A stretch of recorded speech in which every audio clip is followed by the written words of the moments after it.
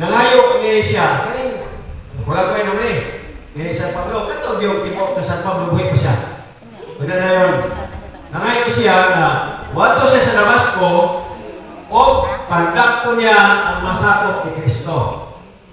Samtang nagapanaw sila paingon sa Damasco, kalit lang tayo na nakikita siya kahayag, sulaw tayo.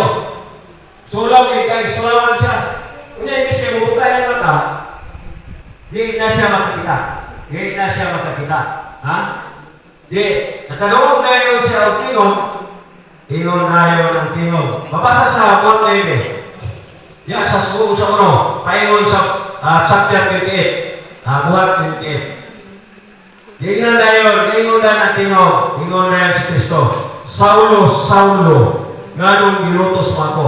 Ang matalas ng Pablo, si Saulo, kinsa ka man. Matalas siya. Kinsa ka man. Ingon na yun si Kristo. Ako si Jesus, nga imong ginutos. Ginutos, ipanglutos ko niya. Ang mga mga apostoles, mga tinunan, ginutos.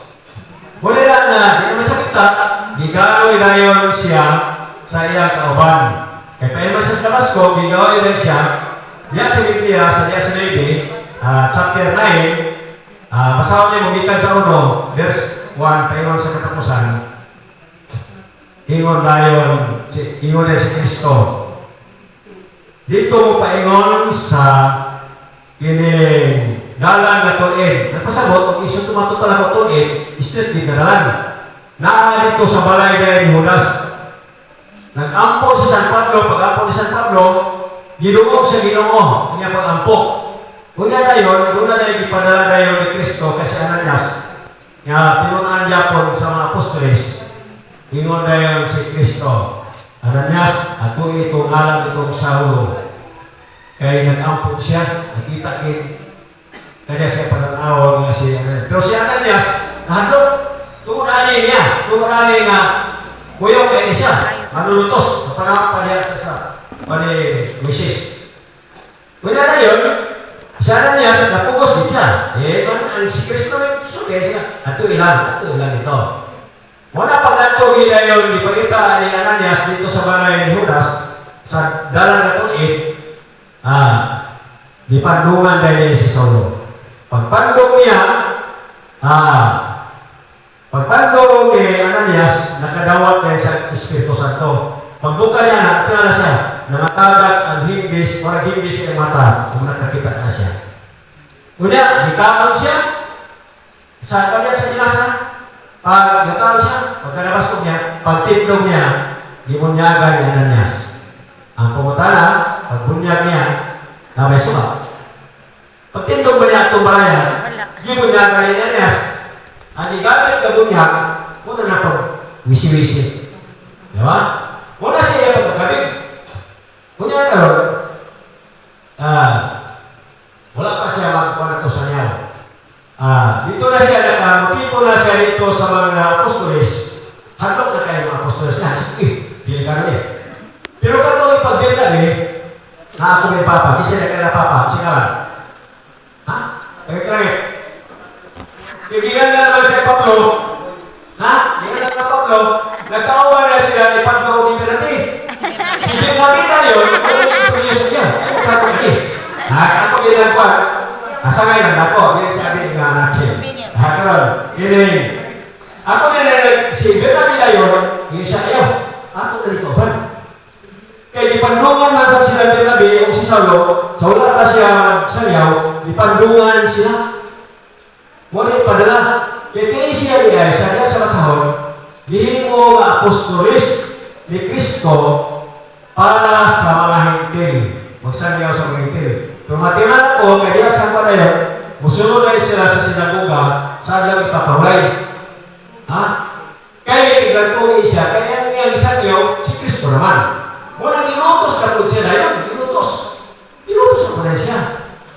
Kunya kayo, itagaan na sila gahong. Itagaan sila gahong.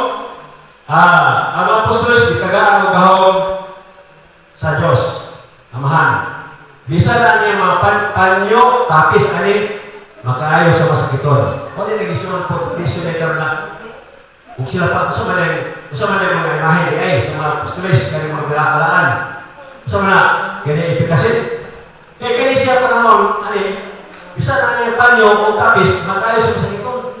Bisa kaya si Pedro, bisa na yung kanino, makayo. Makayo.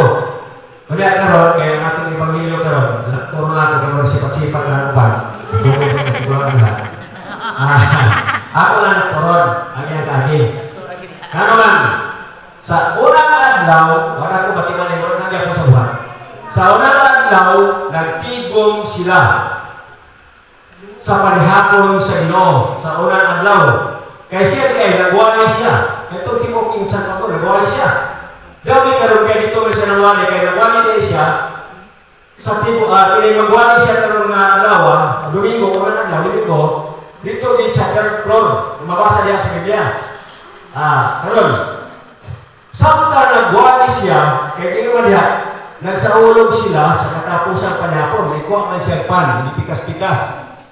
Samtang nagwali siya sa third floor, diya si Tiko ha, dito niya na Tiko. Naglingkod dito sa bintana. Naglingkod. Samtang nagwali siya. Tungod kay nagamahan na siya. Tungod kay nagtuwang gabi naman, sige man siyang sulti, si Tiko nga naglingkod sa bintana, nahulog. Siya nagkatulog ka na? Nabasa na yung tao? Okay. Tulog ka na, nahulog siya. Ingon niya, patay na. Pero ingon si Pablo ako, Papa. Ingon dahil siya nga, wala mamatay. Si Tiko, wala mamatay. Ito niya, yung patindog. Gibanhaw, kuyo kayo siya. Pero ang ipikas-pikas, ato niya, ipikas-pikas. Ang pan, nagsaulog siya kay pare ni. Kaya si Kristo ang Pangulong Pare. Basahin ninyo diya sa Hebreo 8. Si Kristo ang Pangulong Pare. Ano yung pumasano? Pare. Diba?